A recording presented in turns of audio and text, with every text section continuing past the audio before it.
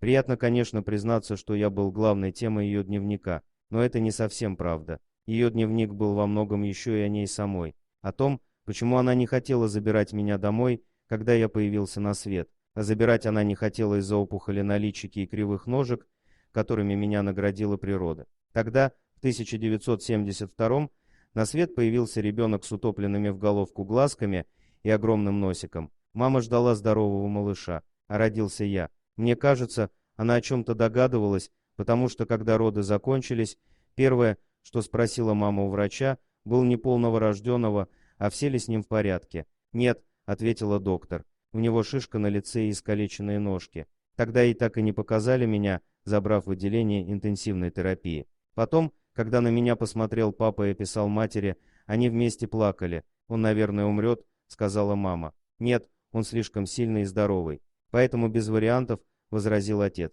Мама отказывалась на меня смотреть в течение недели. Потом собралась с духом и пришла с медсестрой ко мне в бокс. Когда она заглянула в манеж, где я лежал, то сказала, что не будет меня забирать домой. Позже она напишет в голубом дневнике: «Мне хотелось, чтобы он умер. Я сказала в больнице, что мне мой ребенок не нужен и что я не заберу его ни при каких обстоятельствах. Я ничего не чувствовала к этому ребенку. Впоследствии мать стала регулярно навещать меня, но о том, чтобы забрать меня домой, речи еще не было. Однажды после такого визита в момент отчаяния она честно призналась сестре: он так уродлив.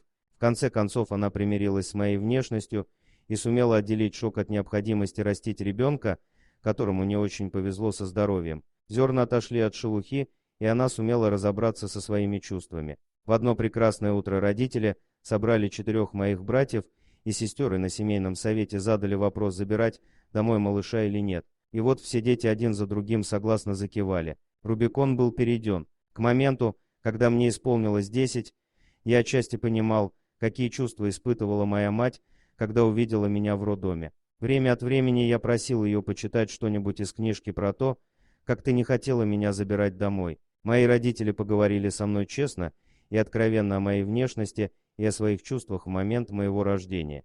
Тот разговор стал ключевым в вопросе моего становления в мире. Но окончательно я так и не понял их до тех пор, пока не родилась моя первая дочь, когда мне было 30. Тогда я осознал по-настоящему, через что пришлось пройти моей маме. Моя жена была беременна, а я страшно боялся, как бы моя внешность не досталась ей по наследству. Внутри меня жила такая гремучая смесь напряженного ожидания, отчаяния, страха и любви к ней, еще не родившейся, что и передать трудно. Единственным человеком, с кем я мог бы обо всем этом поговорить, была моя мать. Но она уже 5 лет как умерла к тому моменту. Но память о ней помогла мне найти в себе силы принять внутри тот факт, что она может родиться такой.